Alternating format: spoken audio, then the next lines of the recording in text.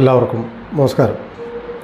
ഇന്ന് ഭാരതത്തിൻ്റെ ആദ്യത്തെ പ്രധാനമന്ത്രിയായിരുന്ന ശ്രീ ജവഹർലാൽ നെഹ്റുവിൻ്റെ ചരമവാർഷിക ദിനമാണ്. ഈ ചരമദിനത്തിലും ജന്മദിനത്തിലുമൊക്കെ പ്രമുഖരായ ആൾക്കാരെക്കുറിച്ച്, വ്യക്തികളെക്കുറിച്ചൊക്കെ അവരുടെ നല്ല കാര്യങ്ങളാണ് സാധാരണ ചർച്ച ചെയ്യുകയും പറയുകയും ഒക്കെ ചെയ്യാറുള്ളത്. അതാണ് ഒരു കീഴ്വഴക്കവും, അതാണ് നമ്മുടെ ഒരു സംസ്കാരവും. അത് എല്ലാവർക്കും എന്തെങ്കിലും കുറവുകളൊക്കെ ഉണ്ടാവും, മേന്മകളും ഉണ്ടാവും. അപ്പോൾ അവരുടെ മേന്മകളെക്കുറിച്ച് പറയുകയും അതിനെക്കുറിച്ച് മറ്റുള്ളവരുമായിട്ട് പങ്കുവയ്ക്കുകയൊക്കെ ചെയ്യുക എന്നുള്ളതൊരു സാമാന്യ മര്യാദയും സംസ്കാരവുമാണ്. പക്ഷേ ആ സന്ദർഭത്തിൽ അദ്ദേഹത്തിനെ വാഴ്ത്താൻ വേണ്ടി മറ്റു പലരെയും ആക്ഷേപിക്കുകയും വീഴ്ത്തുകയും ചെയ്യുന്ന തരത്തിലുള്ള പ്രയോഗങ്ങൾ ഉണ്ടാകാൻ പാടില്ല. ഒരാളെക്കുറിച്ച് നല്ലത് പറയാൻ ആർക്കും സ്വാതന്ത്ര്യമുണ്ടെന്ന് നല്ലതുമാണ്. പക്ഷേ നല്ലത് പറയാൻ വേണ്ടി മറ്റു ചിലരെ ചീത്തയാക്കിയേ അടങ്ങൂ എന്ന് വിചാരിക്കുന്നതൊരു ശുഭമായ കാര്യമല്ല, മര്യാദയുള്ള കാര്യവുമല്ല. ഇന്നിങ്ങനെ ഒരു ലൈവ് ഇടേണ്ടി വന്നത് ജവഹർലാൽ നെഹ്റുവുമായിട്ട് ബന്ധപ്പെട്ട് തന്നെയാണ്. അത് നല്ല കാര്യങ്ങളല്ല പറയാൻ ഉദ്ദേശിക്കുന്നത്. കാരണം അദ്ദേഹത്തിൻ്റെ ചരമദിനത്തിൽ അങ്ങനെ പറയാൻ പാടില്ല എന്നുണ്ടായിരുന്നു. പക്ഷേ ഈ ചരമദിനം പ്രമാണിച്ച് ഒരു പ്രൊഫസർ TP കുഞ്ഞിക്കണ്ണൻ എന്നൊരാൾ കേരളത്തിലൊരു മലയാളത്തിലെ പ്രമുഖ പത്രത്തിൽ നെഹ്റുവിനെ വാഴ്ത്താൻ വേണ്ടി ഒരു 8-10 പച്ച നുണകൾ എഴുതി പിടിപ്പിച്ചിട്ടുണ്ട്. അതുകൊണ്ട് തന്നെ അത് എന്താണ് എന്ന് ചുരുക്കമായിട്ടെങ്കിലും വിശദീകരിക്കേണ്ടതുണ്ട്. എല്ലാം വളരെ വിശദീകരിക്കാൻ പറ്റില്ലെങ്കിലും ഓരോന്നും എടുത്ത് അതിലെ തട്ടിപ്പ് എന്താണ് എന്ന് സൂചിപ്പിക്കേണ്ടതുണ്ട്. കാരണം ഇന്ന് നെഹ്റുവിൻ്റെ ചരമദിനത്തിൻ്റെ പേരിലാണ്, അദ്ദേഹത്തിനെ കുറിച്ച് പറയുന്നതിന് വേണ്ടിയിട്ടാണ് ഈ നുണകൾ കൂടി പറയുന്നത്. അതുകൊണ്ടാണ് ഇങ്ങനെ ഒരു മറുപടി വേണ്ടി വരുന്നത്. ഞാൻ അതിൻ്റെ കാര്യത്തിലേക്ക് നേരെ വരാം. ഇന്ത്യ എന്ന ആശയത്തെ വികസിപ്പിക്കാൻ ജവഹർലാൽ നെഹ്റു ശ്രമിച്ചു എന്നുള്ളതാണ് അദ്ദേഹത്തിനെ കുറിച്ച് പറയുന്ന ഒരു നല്ല കാര്യം. ആയിക്കോട്ടെ, അങ്ങനെ പറയാൻ കുഴപ്പമൊന്നുമില്ല. പക്ഷെ അതിൽ ഒരു വലിയ അപകടം ഒളിഞ്ഞിരിക്കുന്നത്, ഇന്ത്യ എന്ന ആശയം പുതിയതാണോ? ഇന്ത്യ എന്ന പേര് പുതിയതായിരിക്കാം, പക്ഷെ ഭാരതം എന്നൊരാശയം, വിശാലമായ ഭാരതം, ആർഷഭാരതം എന്നൊക്കെ ജവഹർലാൽ നെഹ്റു തന്നെ അദ്ദേഹത്തിൻ്റെ ആത്മകഥയിലും ഇന്ത്യയെ കണ്ടെത്തൽ എന്ന പുസ്തകത്തിലൊക്കെ എഴുതിയിട്ടുണ്ടല്ലോ. ആ ഭാരതം എത്രയോ പഴയതാണ്, എത്രയോ വർഷങ്ങളായിട്ട് പഴക്കമുള്ളത്, എത്ര നൂറ്റാണ്ടുകളും സഹസ്രാബ്ദങ്ങളും പഴക്കമുള്ളതാണ്. അങ്ങനെ ഒരു ഭാരതത്തെ പുതിയതായിട്ട് എന്തോ രൂപപ്പെടുത്താൻ ശ്രമിക്കുന്നു. അങ്ങനെ ഒരു പുതിയ ആശയം, ഇന്ത്യ എന്ന ആശയം, അത് കോൺഗ്രസിൻ്റെ വികലമായ ഒരു പ്രയോഗമാണ്. India the nation in the making എന്നൊരു പുസ്തകം ഒരു കോൺഗ്രസ് നേതാവ് പണ്ട് എഴുതിയിട്ടുണ്ട്. സ്വാതന്ത്ര്യത്തിന് മുന്നേ തന്നെ എഴുതിയിട്ടുണ്ട്. ഉണ്ടായിക്കൊണ്ടിരിക്കുന്ന ഒരു രാഷ്ട്രമാണ് ഇന്ത്യ എന്നുള്ള അർത്ഥത്തിൽ അത്തരം വികലമായ ഒരാശയം പ്രചരിപ്പിക്കാനാണ് ജവഹർലാൽ നെഹ്റു ശ്രമിച്ചത് എന്ന് പറയുകയാണെങ്കിൽ അത് ചോദ്യം ചെയ്യപ്പെടേണ്ടതാണ്. കാരണം ഇന്ത്യ എന്ന ആശയമോ അഥവാ ഭാരതം എന്ന രാഷ്ട്രമോ ആർഷഭാരതമെന്നും സനാതനധർമ്മമെന്നും ഒക്കെ പറയുന്ന അതിപ്രാചീനമായ ഭാരത രാഷ്ട്രത്തെ പുതിയതായി വികസിപ്പിക്കാൻ ശ്രമിക്കുന്നു എന്ന് പറയുമ്പോൾ, പുതിയ ഒരാശയമായി വികസിപ്പിക്കാൻ ശ്രമിക്കുന്നു എന്ന് പറയുമ്പോൾ അത് ചോദ്യം ചെയ്യേണ്ടതാണ്. അത് വികലമായ ഒരു പ്രയോഗമാണ് എന്ന് മനസ്സിലാക്കേണ്ടതുണ്ട്. അത് ജവഹർലാൽ നെഹ്റു തന്നെ എഴുതി അദ്ദേഹത്തിൻ്റെ ആത്മകഥയും ഇന്ത്യയെ കണ്ടെത്തലും എന്ന പുസ്തകം വായിച്ചാൽ മാത്രം ഈ പ്രയോഗം തെറ്റാണ് എന്ന് മനസ്സിലാകും. രണ്ടാമതൊന്ന്, ഈ കുഞ്ഞിക്കണ്ണൻ എഴുതിയിരിക്കുന്നത് സ്വാതന്ത്ര്യ സമരത്തിൽ ഒരു പങ്കും വഹിക്കാത്തവർ രാജ്യം ഭരിക്കുന്നു എന്നുള്ളതാണ്. അതെന്തിനായിരുന്നു നെഹ്റുവിനെ വാഴ്ത്താൻ വേണ്ടിയിട്ട് ഇങ്ങനെ ഒരു പ്രയോഗം എന്തിനായിരുന്നു? സ്വാതന്ത്ര്യ സമരത്തിൽ പങ്കുണ്ടായിട്ടാണോ രാജീവ് ഗാന്ധി പ്രധാനമന്ത്രിയായത്? സ്വാതന്ത്ര്യ സമരത്തിൽ പങ്കുണ്ടായിട്ടാണോ രാഹുൽ ഈ രാജ്യത്തിൻ്റെ പ്രധാനമന്ത്രിയാകാൻ വേണ്ടി നടക്കുന്നത്? സ്വാതന്ത്ര്യ സമരത്തിൽ പങ്കുണ്ടായിട്ടാണോ സോണിയ എന്ന് പറയുന്ന ഇറ്റാലിയൻ വനിത ഈ രാജ്യത്തിൻ്റെ രാഷ്ട്രീയ നേതൃത്വത്തിൽ വിലസുന്നത്? സ്വാതന്ത്ര്യ സമരത്തിൽ ബന്ധമുണ്ടായിട്ടാണോ? ആ ചോദ്യം തന്നെ എത്ര വികലമാണ്. 1980 ഒരു രാഷ്ട്രീയ പാർട്ടി എങ്ങനെയാണ് സ്വാതന്ത്ര്യ സമരത്തിൽ പങ്കുണ്ടാവുന്നത്? എത്ര നാണം കെട്ട ഒരു വാദമാണത് എന്ന് മറ്റൊന്നുകൂടെ പറയാം. 1971 69 ആ കാലഘട്ടത്തിലാണ് ഇന്ദിരാ കോൺഗ്രസ് ഉണ്ടാവുന്നത്. കോൺഗ്രസ് ഇന്ന് പറയുന്ന ഈ കോൺഗ്രസ് ഉണ്ടാവുന്നത് 1971 69 പിളർന്നു. 71 73 ഒക്കെ ആയിട്ടാണത് രൂപപ്പെട്ടു വരുന്നത്. ആ ഇന്ദിരാഗാന്ധിയുടെ പാർട്ടിയുടെ പേരിൽ ഇങ്ങനെ ഒരു അവരെന്ത് സ്വാതന്ത്ര്യ സമരത്തിലാണ് പങ്കെടുത്തത്? ഏത് സ്വാതന്ത്ര്യ സമരത്തിലാണ് കോൺഗ്രസ്സായി പങ്കെടുത്തത്? ഒന്നത്. രണ്ടാമത്, സ്വാതന്ത്ര്യ സമരം എന്ന് പറയുന്നത് നെഹ്റു കുടുംബത്തിൻ്റെ കുത്തക അവകാശമായിരുന്നു. അങ്ങനെ ആക്കാൻ ഇന്ദിരാഗാന്ധിയും ജവഹർലാൽ നെഹ്റുവും ശ്രമിച്ചിരുന്നു ഒരു കാലത്ത്. ഇത് ഞങ്ങളുടെ കുടുംബ വകയാണ് സ്വാതന്ത്ര്യ സമരവും, അതുകൊണ്ട് തന്നെ നേടിയ രാജ്യത്തിനെ ഭരിക്കാനുള്ള അധികാരവും തങ്ങൾക്കാണ് എന്നുള്ള ഒരു കുടുംബ അവകാശം പോലെ അവർ പ്രഖ്യാപിച്ചിരുന്നു. ആ തട്ടിപ്പ് ഏതായാലും ഇനി വിലപ്പോകത്തില്ല. കാരണം സ്വാതന്ത്ര്യ സമരം എന്ന് പറയുന്നത് മുഴുവൻ ഭാരതത്തിലെ ദേശസ്നേഹികളും ഒന്നിച്ചു ചേർന്ന് നടത്തിയ ഒരു പ്രസ്ഥാനമാണ്.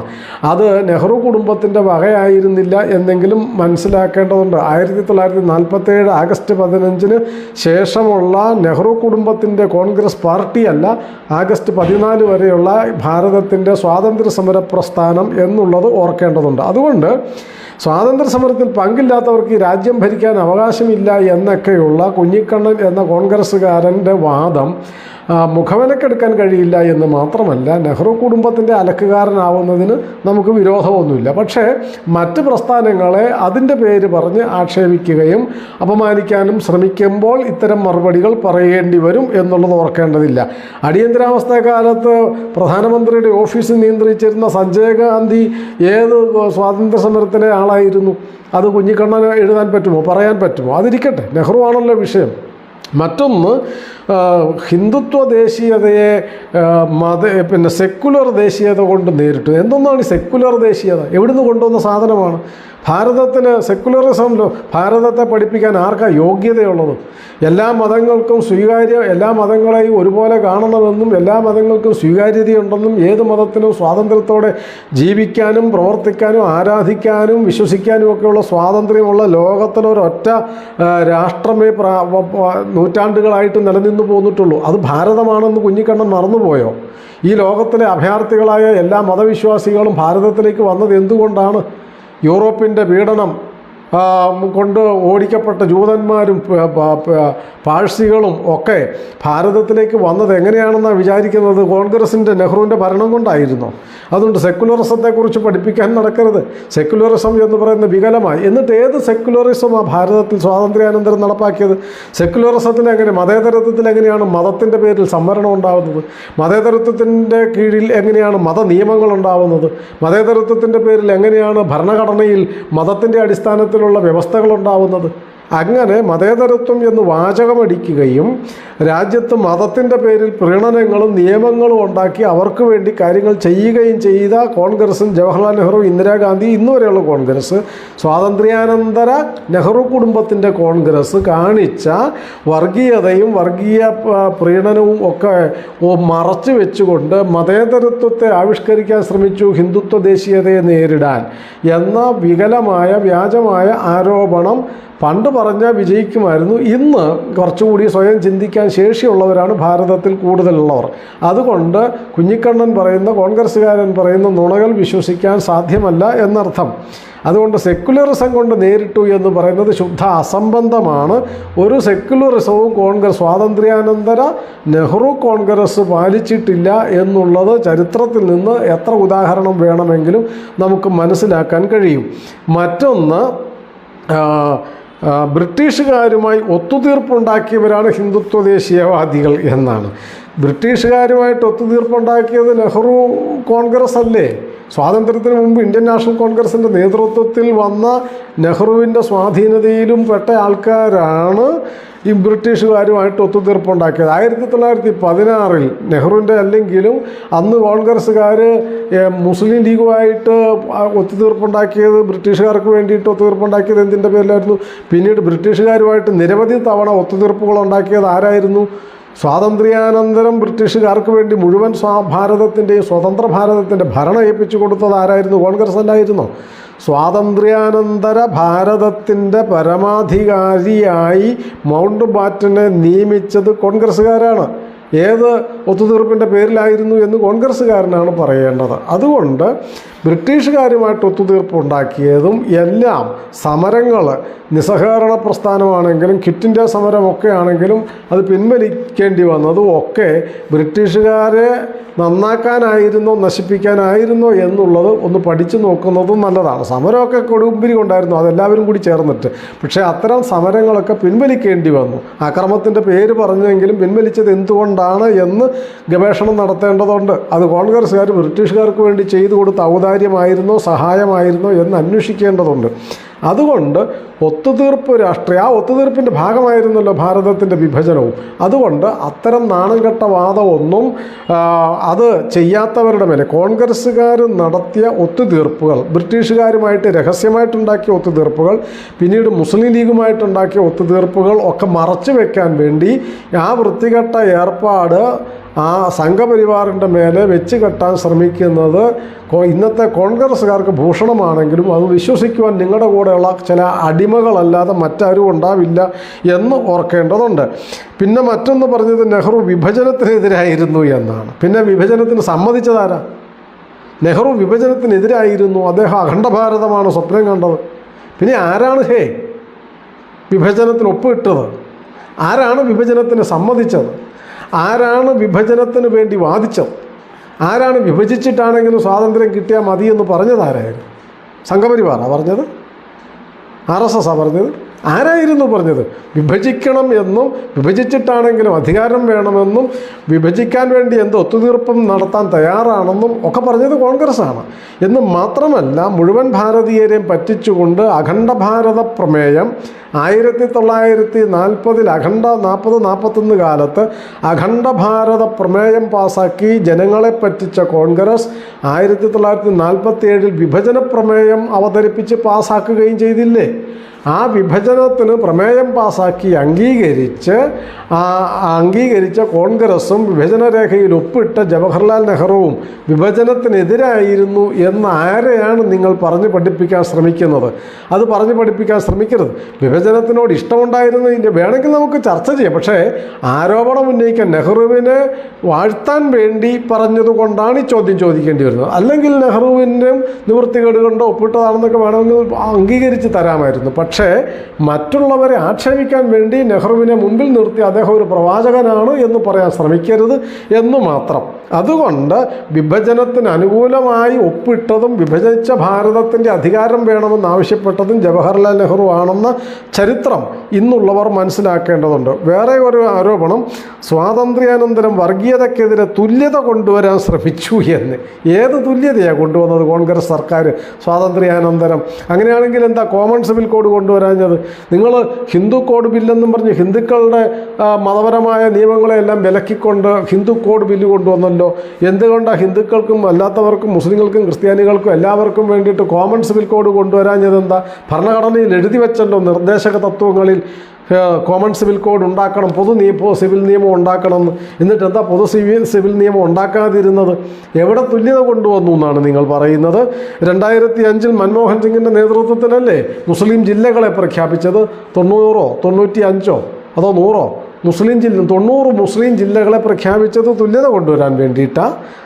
ആരെ നിങ്ങൾ പറ്റിക്കുന്നത്? ഇത് വഖഫ് ബില്ല് നിയമം പരിഷ്കരിച്ച് കൊണ്ടുവന്നത് വഖഫ് ബോർഡ് പറയുന്ന ഏത് സ്വത്തും അവർക്ക് സ്വയം പിടിച്ചെടുക്കാൻ അധികാരമുണ്ടാക്കിയ തുല്യതാ വിരുദ്ധമായ നിയമം കൊണ്ടുവന്നത് ആരാ? കോൺഗ്രസ്സുകാരാണ്.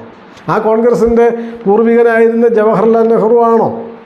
ജവഹർലാൽ നെഹ്റു ആയാലും ഇന്ദിരാഗാന്ധി ആയാലും രാജീവ് ഗാന്ധി ആയാലും ഇവരെല്ലാവരും ചെയ്തത് തുല്യതയെ തച്ച് തകർക്കുകയായിരുന്നു ചെയ്തത്. തുല്യതയ്ക്ക് പകരം വർഗീയ നിയമങ്ങൾ ഉണ്ടാക്കുകയാണ് ചെയ്തത്. വർഗീയവാദികൾക്ക് വേണ്ടി പുതിയ നിയമങ്ങൾ ഉണ്ടാക്കുകയാണ് ചെയ്തത്. അതുകൊണ്ട് തുല്യതയുടെ വക്താവായിരുന്നു തങ്ങളുടെ പ്രവാചകൻ എന്ന നുണയും പറയേണ്ടതില്ല എന്നർത്ഥം. മറ്റൊന്ന്, ജവഹർലാൽ നെഹ്റുവിൻ്റെ ഒരു പ്രസംഗം ഉദ്ധരിച്ചിട്ട് പറയുകയാണ്, നാം വർഗീയതയ്ക്ക് കീഴടങ്ങുകയോ വിട്ടുവീഴ്ച ചെയ്യുകയോ ചെയ്തിട്ടില്ല എന്ന്. കോൺഗ്രസിൻ്റെ സമ്മേളനത്തിനോ മറ്റോ അദ്ദേഹം പ്രസംഗിച്ചതാണ്. നാം വർഗീയതയ്ക്ക് കീഴടങ്ങുകയോ വിട്ടുവീഴ്ച ചെയ്യുകയോ ചെയ്തിട്ടില്ല. പിന്നെ എങ്ങനെയാണെന്ന് വിഭജനം ഉണ്ടാക്കിയത്? കീഴടങ്ങാതെ ആയിരുന്നോ പാകിസ്ഥാൻ ഉണ്ടായത്? കീഴടങ്ങാതെ ആയിരുന്നോ ബംഗ്ലാദേശ് ഉണ്ടാക്കിയത്? കീഴടങ്ങാതെ ആയിരുന്നോ കാശ്മീർ പ്രശ്നം ഉണ്ടാക്കിയത്? വർഗീയതയ്ക്ക് കീഴടങ്ങാതെ ആയിരുന്നോ മുസ്ലിം ലീഗുമായിട്ട് ഒത്തുതീർപ്പുണ്ടാക്കിയത്? വർഗീയതയ്ക്ക് കീഴടങ്ങിയിട്ടല്ലേ നിങ്ങൾ ദേശീയ ഗാനമായിരുന്ന വന്ദേമാതരം വേണ്ടെന്ന് വെച്ചത്? വർഗീയതയ്ക്ക് കീഴടങ്ങിയിട്ടായിരുന്നില്ലേ പതാക കമ്മിറ്റി നിർണയിച്ച ദീർഘചതുരാകൃതിയിലുള്ള പതാക കാവ്യ പതാകയായിരിക്കണം ഭാരതത്തിൻ്റെ സ്വതന്ത്ര ഭാരതത്തിൻ്റെ പതാക എന്ന് തീരുമാനിച്ച ദേശീയ പ്രസ്ഥാനത്തിൻ്റെ ഏകകണ്ഠമായ തീരുമാനത്തെ മാറ്റി വർഗീയതയ്ക്ക് കീഴടങ്ങി നിങ്ങൾ പതാക മാറ്റിയത് വർഗീയതയ്ക്ക് കീഴടങ്ങളല്ലായിരുന്നുവെങ്കിൽ, ഒത്തുതീർപ്പല്ലായിരുന്നെങ്കിൽ പിന്നെ എന്തായിരുന്നു? എന്തിനായിരുന്നു നിങ്ങൾ പതാക മാറ്റിയതും ദേശീയഗാനം മാറ്റിയതും? എന്തിനായിരുന്നു വിഭജനത്തിന് അംഗീകരിച്ചത്? മുസ്ലിം ലീഗിന് കീഴടങ്ങുകയും വർഗീയതയ്ക്ക് കീഴടങ്ങുകയും ഒത്തുതീർപ്പുണ്ടാക്കുകയും ചെയ്തു അധികാരം കിട്ടുക എന്നുള്ളതായിരുന്നു പ്രധാനം എന്ന ആഗ്രഹം കൊണ്ട് എല്ലാ സീമകളും അതിർത്തികളും ലംഘിച്ച് വർഗീയതയ്ക്ക് കീഴടങ്ങുകയും കൂട്ടുനിൽക്കുകയും ഒത്തുതീർപ്പുണ്ടാക്കുകയും ചെയ്ത ഒരു പ്രസ്ഥാനത്തിൻ്റെ നേതാവിനെ വെളുപ്പിക്കാൻ ശ്രമിക്കരുത്. വർഗീയതയ്ക്ക് മാത്രമേ ജവഹർലാൽ നെഹ്റു കീഴടങ്ങിയിട്ടുള്ളൂ. അതിൻ്റെ കീഴിൽ കാൽക്കൽ വർഗീയതയുടെ മുമ്പിലായിരുന്നു മതേതരത്വവും കൊണ്ട കാൽക്കൽ വെച്ച് കൊടുത്തത്. അതുകൊണ്ട് അങ്ങനെ ഒരു മഹാത്മ്യം ചാർത്തി കൊടുക്കേണ്ടതില്ല എന്നുള്ളത് ഓർക്കേണ്ടതുണ്ട്. മറ്റൊരു വാദം ജനാധിപത്യത്തെ ശക്തിപ്പെടുത്തി ജവഹർലാൽ നെഹ്റു എന്നാണ്. ജനാധിപത്യവാദി ആയിരുന്നോ അല്ലയോ എന്നൊക്കെ ഉള്ളത് സംവാദ വിഷയമാണ്. പക്ഷേ ജനാധിപത്യത്തെ ശക്തിപ്പെടുത്തിയിട്ടായിരുന്നോ സുഭാഷ് ചന്ദ്രബോസ് 2 തവണ ദേശീയ പ്രസ്ഥാനത്തിൻ്റെ അധ്യക്ഷനായി തിരഞ്ഞെടുക്കപ്പെട്ടപ്പോൾ രാജിവെക്കേണ്ടി വന്നത് ജനാധിപത്യത്തിൻ്റെ ശക്തിയുടെ അടയാളം കൊണ്ടായിരുന്നോ? സർദാർ പട്ടേലിനെ 1946 കോൺഗ്രസിൻ്റെ അധ്യക്ഷനാക്കാൻ വേണ്ടി പ്രദേശ് കോൺഗ്രസ് കമ്മിറ്റികൾ നിർദ്ദേശിച്ചപ്പോൾ അതിനെ തള്ളിക്കളഞ്ഞിട്ട് ജവഹർലാൽ നെഹ്റുവിനെ കോൺഗ്രസ് അധ്യക്ഷനാക്കിയത് ജനാധിപത്യത്തിൻ്റെ ശക്തിപ്പെടുത്തുന്നതിന് വേണ്ടിയിട്ടായിരുന്നോ? രാജേന്ദ്ര പ്രസാദ് അധ്യക്ഷനായി തിരഞ്ഞെടുക്കപ്പെട്ടപ്പോൾ അദ്ദേഹത്തിന് രാജിവെക്കേണ്ടി വന്നത് ജനാധിപത്യത്തെ ശക്തിപ്പെടുത്താൻ വേണ്ടിയിട്ടായിരുന്നോ? ആചാര്യ കൃപലാനി തിരഞ്ഞെടുക്കപ്പെട്ട് കോൺഗ്രസ് അധ്യക്ഷനായിട്ട് ദേശീയ പ്രസ്ഥാനത്തിൻ്റെ അധ്യക്ഷനായിട്ട് തിരഞ്ഞെടുക്കപ്പെട്ട് രാജിവെക്കേണ്ടി വന്നത് ജനാധിപത്യത്തെ ശക്തിപ്പെടുത്താൻ വേണ്ടിയിട്ടായിരുന്നോ? സ്വാതന്ത്ര്യാനന്തരം പുരുഷോത്തം ദാസ് ധണ്ടൻ എന്ന ദേശീയവാദി നെഹ്റു കോൺഗ്രസിൻ്റെ അധ്യക്ഷനായി മാറിക്കഴിഞ്ഞപ്പോൾ അദ്ദേഹത്തിന് രാജിവെക്കേണ്ടി വന്നത് ജനാധിപത്യത്തെ ശക്തിപ്പെടുത്തുന്നതിൻ്റെ ഭാഗമായിരുന്നോ? ഏത് ജനാധിപത്യത്തെയാണ് ശക്തിപ്പെടുത്തിയത്? 1975 ജൂൺ മാസം 25-ാം തീയതി രാത്രി അടിയന്തരാവസ്ഥ പ്രഖ്യാപിച്ച കോൺഗ്രസിൻ്റെ നെഹ്റു കോൺഗ്രസിൻ്റെ 2ാമത്തെ നേതാവ് ശ്രീമതി ഇന്ദിര അടിയന്തരാവസ്ഥ പ്രഖ്യാപിച്ചത് ജനാധിപത്യത്തെ ശക്തിപ്പെടുത്താനായിരുന്നോ? നിങ്ങൾ ആരെ പൊട്ടനാക്കുന്നു? നിങ്ങൾ ആരെ വിഡ്ഢികളാക്കുന്നു? എന്നിട്ട് ഈ കള്ളച്ചരിത്രം മുഴുവൻ ഒരു വലിയ പത്രത്തിൻ്റെ നടുപ്പേജിൽ എഡിറ്റോറിയൽ പേജിൽ നിരത്തിയിരിക്കുകയാണ്. നെഹ്റു വാഴ്ത്തപ്പെട്ടവനാണെന്ന് സ്ഥാപിക്കാൻ.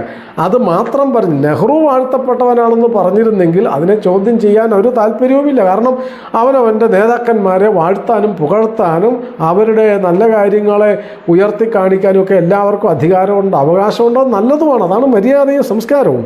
പക്ഷേ ഈ തിരിച്ചു ചോദ്യം വേണ്ടി വന്നത് ആ മര്യാദക്കപ്പുറത്തേക്ക് നെഹ്റുവിനെ വാഴ്ത്താൻ വേണ്ടി മറ്റ് പലരെയും അപകീർത്തിപ്പെടുത്തുകയും നുണ പ്രചരിപ്പിക്കുകയും ചെയ്യുന്നതിനെ ചോദ്യം ചെയ്യാതിരിക്കാൻ കഴിയില്ല എന്നുള്ളത് കൊണ്ടാണ് ഈ മറുചോദ്യം.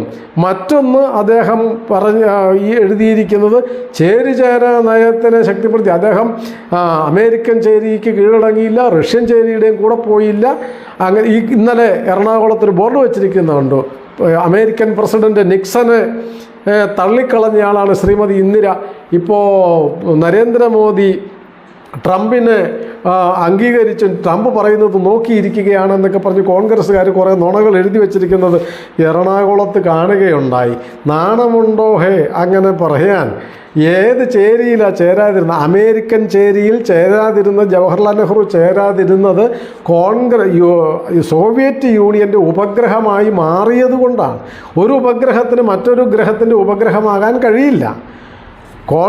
നെഹ്റു കോൺഗ്രസും നെഹ്റു ഭരണവും ഒക്കെ സോവിയറ്റ് യൂണിയൻ്റെ ഉപഗ്രഹമായിരുന്നു. അവിടുന്ന് തരുന്ന നിർദ്ദേശങ്ങൾക്കനുസരിച്ച് അവിടുത്തെ പദ്ധതിയല്ലേ കോപ്പി ചെയ്ത്. പഞ്ചവത്സര പദ്ധതി സോവിയറ്റ് യൂണിയൻ്റെ ആയിരുന്നില്ലേ? അത് ഇവിടെ കോപ്പി അടിച്ച് രാജ്യത്തിൻ്റെ സാമ്പത്തിക നിലയെ മുടിച്ചു കളഞ്ഞിട്ട് വീമ്പ് പറയുകയാണോ? 1000 കോടി മുടക്കിയാൽ 100 കോടി പോലും ഫലമാകാത്ത തരത്തിലേക്ക് പഞ്ചവത്സര പദ്ധതി എന്ന് പറഞ്ഞുകൊണ്ട് ഇറക്കുമതി ചെയ്തത് ഏത് ചേരിയുടെ അടിമയായിരുന്നത് കൊണ്ടാണ് എന്ന് കോൺഗ്രസ്സുകാരൻ പറയണം. അമേരിക്കക്കെതിരായിരുന്നത് കൊണ്ടാണോ, സോവിയറ്റ് യൂണിയൻ്റെ അടിമയായിരുന്നത് കൊണ്ടാണോ എന്ന് പറയണം.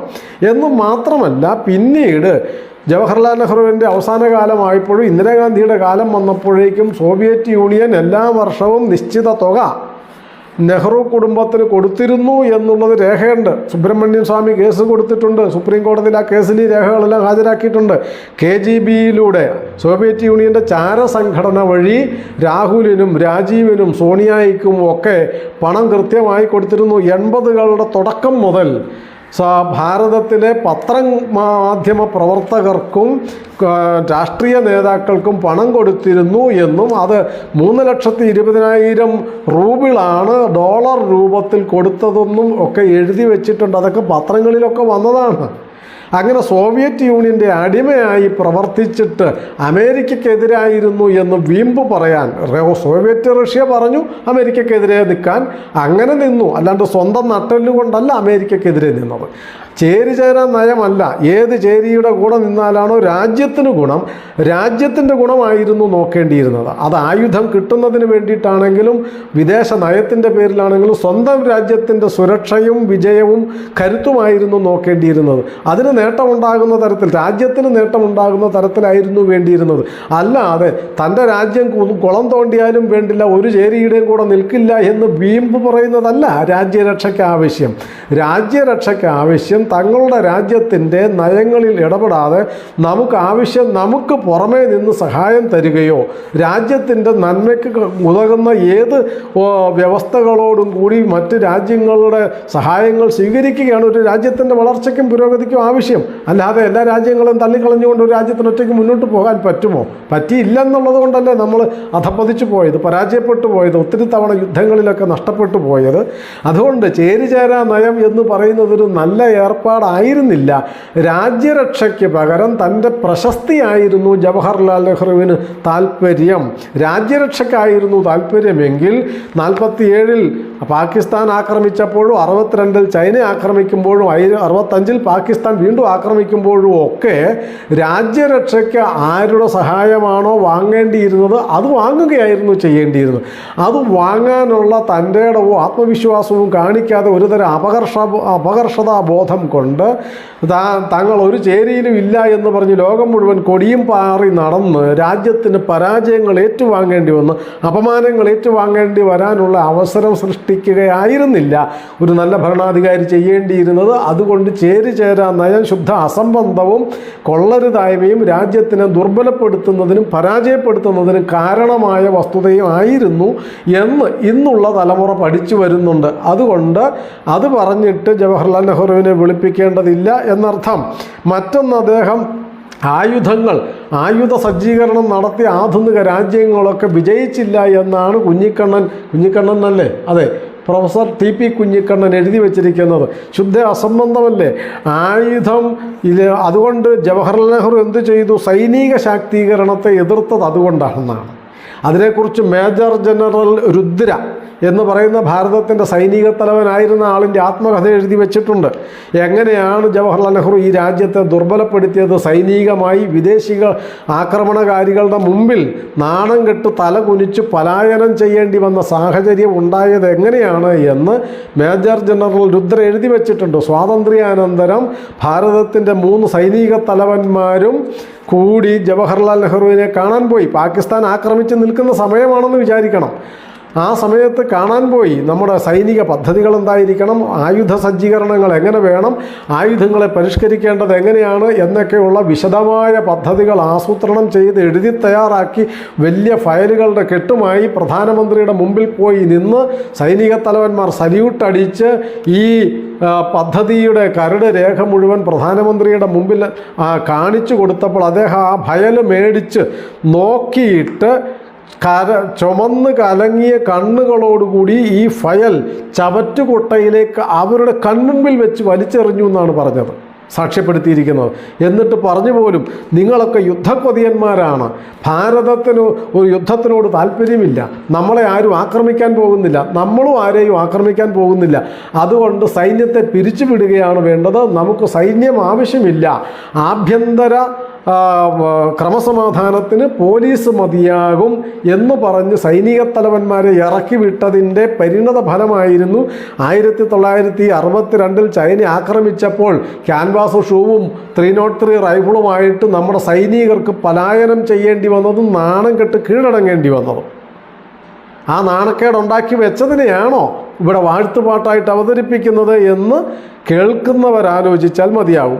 അതുകൊണ്ട് ഒരു രാജ്യത്തിൻ്റെ അതിർത്തിയും സുരക്ഷയ്ക്കും ഒക്കെ സൈന്യം കരുത്തുറ്റ ആയുധങ്ങളും ആവശ്യമാണ് എന്ന് പഹൽഗാമിന് ശേഷം നമ്മൾ കണ്ടു. എങ്ങനെയാണ് പാകിസ്ഥാൻ്റെ ആയുധങ്ങളെയൊക്കെ നിഷ്പ്രഭമാക്കിക്കൊണ്ട് ഭാരതം കൃത്യതയോടുകൂടി തിരിച്ചടിച്ചത് എന്നും അവരുടെ കേന്ദ്രങ്ങളെ തകർത്ത് കളഞ്ഞത് എന്നും ലോകം കണ്ടു. കോൺഗ്രസ്സുകാരൊഴിച്ചുള്ള ഭാരതീയരും കണ്ടു. കമ്മ്യൂണിസ്റ്റുകാരും കണ്ടു എന്നാണ് അവർ സമ്മതിച്ചിട്ടുണ്ട്.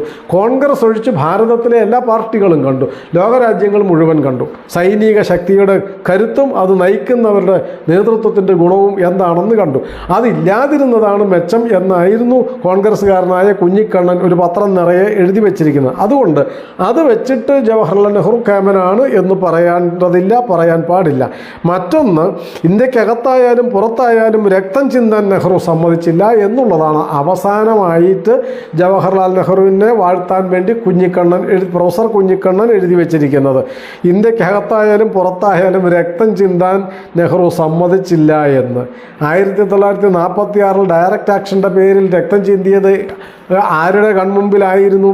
1947 വിഭജനം നടത്തിയത് കൊണ്ടല്ലേ 15 ലക്ഷം ആൾക്കാർ കൊല്ലപ്പെട്ടത്. 1, 2, 1000 ലക്ഷമോ അല്ല ശ്രീമാൻ കുഞ്ഞിക്കണ്ണൻ. പ്രൊഫസർ കുഞ്ഞിക്കണ്ണൻ അറിയാമല്ലോ, ചരിത്രം പഠിച്ച ആളല്ലേ. 15 ലക്ഷത്തോളം ആൾക്കാരാണ് രക്തം ചിന്തി അനാഥരായി തെരുവിൽ കിടന്നത്. വിശേഷിച്ചും അതിൽ ഹിന്ദുക്കളും സിഖുകാരും അടക്കമുള്ളവർ.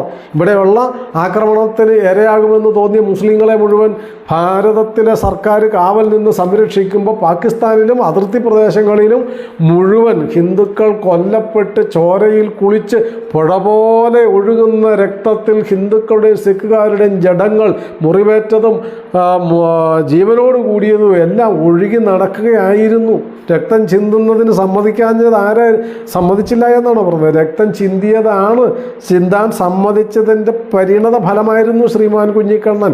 ഈ കണ്ട കൂട്ടക്കുരുതി, ലോകം കണ്ട ഏറ്റവും വലിയ കൂട്ടക്കുരുതിയായിരുന്നു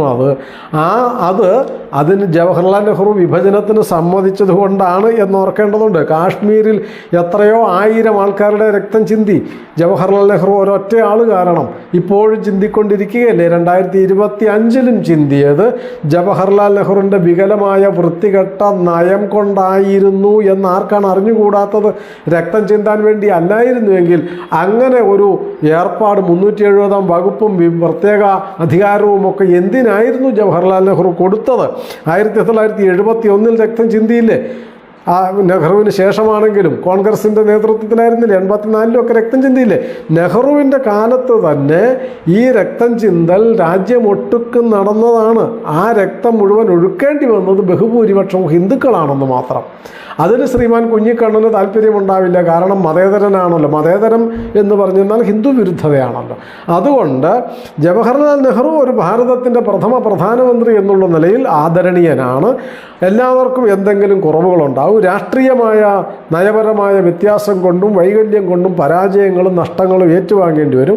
ആ കുറവുകളും പരാജയങ്ങളും അതിനെ അംഗീകരിച്ചുകൊണ്ട് തന്നെ ശ്രീമാൻ പണ്ഡിറ്റ് ജവഹർലാൽ നെഹ്റുവിനെ ആദരിക്കാൻ നമുക്ക് യാതൊരു മടിയും ഇല്ല. ജവഹർലാൽ നെഹ്റുവിനെ ആദരിക്കാൻ മഹാനായ ജവഹർലാൽ നെഹ്റു എന്ന് തന്നെയാണ് നമ്മുടെ സംഘപരിവാറിൻ്റെ നേതാക്കന്മാർ മുഴുവൻ പറഞ്ഞിട്ടുള്ളത്. ഇനിയും അങ്ങനെ തന്നെയായിരിക്കും. പക്ഷേ ആ നെഹ്റുവിനെ വാഴ്ത്താൻ വേണ്ടി RSSൻ്റെ മേൽ കുതിര കയറാനും ഹിന്ദുക്കളെ അപമാനിക്കാനും എല്ലാത്തിനും അതീതമായൊരു പ്രവാചകനായിരുന്നു അദ്ദേഹം എന്ന്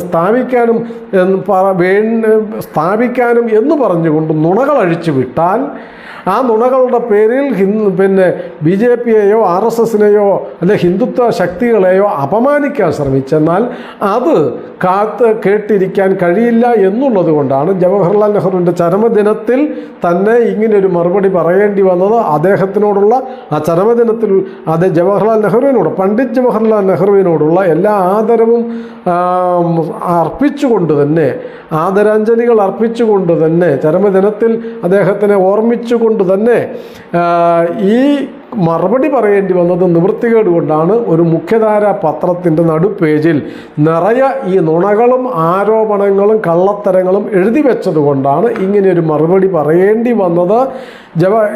ഇത് കേൾക്കുന്നവർ ദയവായി ജവഹർലാൽ നെഹ്റുവിൻ്റെ ഇന്ത്യയെ കണ്ടെത്തൽ എന്ന പുസ്തകം ഒന്ന് വായിച്ചിട്ട് ഒരു നല്ല ഹിന്ദു വിരുദ്ധനായി മാറണം എന്നുകൂടി അഭ്യർത്ഥിക്കുന്നു. നമസ്കാരം.